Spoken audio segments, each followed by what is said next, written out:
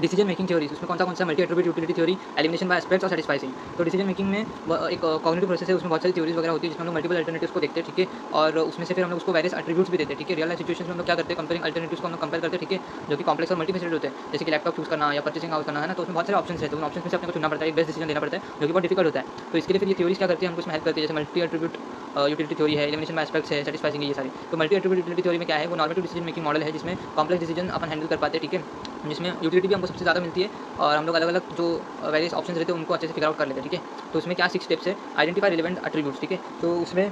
हम लोग क्या करते हैं, जो भी एट्रीब्यूट्स है, ठीक है, वो हमारे जो इंपॉर्टेंट है, जैसे लैपटॉप लेना है, ठीक है, तो फिर हम लोग रिलेवेंट एट्रीब्यूट्स क्या देखेंगे, battery life, screen resolution, cost, storage capacity and brand reputation, ये सारी चीज़ें, ठीक है, ये हमारे एट्रीब्यूट्स हो गए। फिर ये जितने भी एट्रीब्यूट्स हैं उसमें से अपने लिए सबसे एट्रीब्यूट इंपॉर्टेंट कौन सा है, जैसे बैटरी लाइफ सबसे ज़्यादा इंपॉर्टेंट है, उसको सबसे ज़्यादा परसेंट देंगे, है ना, जैसे उसको अपन देंगे 10 में से 5, ठीक है। फिर कॉस्ट को हम लोग देंगे 10 में से 3, ऐसा ऐसा अपन सबको अलग अलग रेट दे देंगे, ठीक है, एट्रीब्यूट करेंगे। फिर लिस्ट करेंगे अल्टरनेटिव, हमारे पास हम लोग लैपटॉप देंगे, कौन से लैपटॉप से A B C जितने भी लैपटॉप है वो अपन अल्टरनेटिव लिस्ट कर देंगे। फिर रैंक करेंगे अल्टरनेटिव्स को अलॉन्ग ईच एट्रीब्यूट, तो कौन सा एट्रीब्यूट्स के हिसाब से सूट कर रहा है उसको वैसा वैसा रैंक करते जाएंगे। फिर वो जो रैंकिंग है, मतलब जो स्कोरिंग है अपनी, ठीक है, उसको अपन एट्रीब्यूट्स के साथ मल्टीप्लाई करेंगे, फिर अपन एक last final best alternative choose कर लेंगे। तो मौत हमको रैशनल और स्ट्रक्चर्ड अप्रोच तो देता है डिसीजन मेकिंग का, लेकिन इसमें कॉग्निटिव एफर्ट बहुत ज़्यादा लगता है, ठीक है, तो लोग ज़्यादा इसको प्रैक्टिस नहीं करते, जब एक्सटेंसिव इन्फॉर्मेशन के साथ डील करना होगा तब।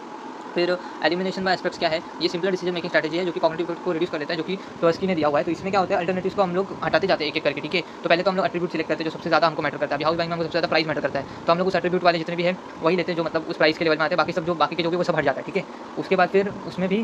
वो जो होता है उसमें फिर हम लोग दूसरा इंपॉर्टेंट चूज़ करते हैं, हमको क्या दूसरा और इंपॉर्टेंट है ना, दूसरा एट्रीब्यूट क्या हमारे लिए, जैसे अभी फिर घर में प्राइस देख लिया, ठीक है, प्राइस के बाकी के अल्टरनेटिव हट गए, अभी हम उसमें जो बचे हुए हैं उसमें अपन प्राइस के बाद दूसरा एट्रीब्यूट लेते हैं, जैसे बालकनी चाहिए, तो उसमें भी फिर जो कम शॉर्ट किए थे उसमें से भी फिर जो बालकनी वाले वो हम लेते और बाकी सारे हटा देते, फिर वापस एक कोई तो भी दूसरा लेंगे एट्रीब्यूट जो हमारे लिए इंपॉर्टेंट है, जैसे हमारे लिए पार्किंग इंपॉर्टेंट है, ठीक है, तो फिर बाकी उसमें से भी जो भी पार्किंग के बिना वाले वो हट जाते हैं, ऐसा एलिमिनेशन करते जाने का जब तक कि फाइनल मिल ना जाए, बस फिर ऐसे रिपीट करते जाने का प्रोसेस जब तक लास्ट मिल ना जाए, हो गया। फिर सैटिस्फाइंग में क्या है, वो हर्बर्ट साइमन ने दिया हुआ है, उसमें हम लोग सेटिस्फैक्टरी ऑप्शन के ऊपर जाते हैं, यूटिलिटी के ऊपर नहीं। हम लोग बोलते हैं कि जो गुड इनफ लगेगा हमको, है ना, जो मिनिमम क्राइटेरिया हमारा मीट कर रहा है उसको हम लोग चुन लेंगे डायरेक्ट, है ना, मतलब मिनिमम एक्सेप्टेबल लेवल की ये चीज़ें मेरे को चाहिए, ये चीज़ इसमें होनी चाहिए, ठीक है। अगर बायर को हाउसेस चाहिए तो उसमें उसका प्राइस रेंज लोकेशन ये उसका फिक्स है, ठीक है, उसको अगर वो मिल जाता है तो जो फर्स्ट एक्सेप्टेबल अल्टरनेटिव उसको मिल जाता है ना कि इसमें ये सबसे अच्छा इसके बाद यही है, ठीक है, तो वो चूज़ कर लेता है, उसमें वो बार्गेनिंग नहीं करते बैठते इसमें और कौन सा बेटर है वगैरह, जो उसको पहला अच्छा लगा, है ना, अल्टरनेटिव वो चूज़ कर लेता है, बस खत्म।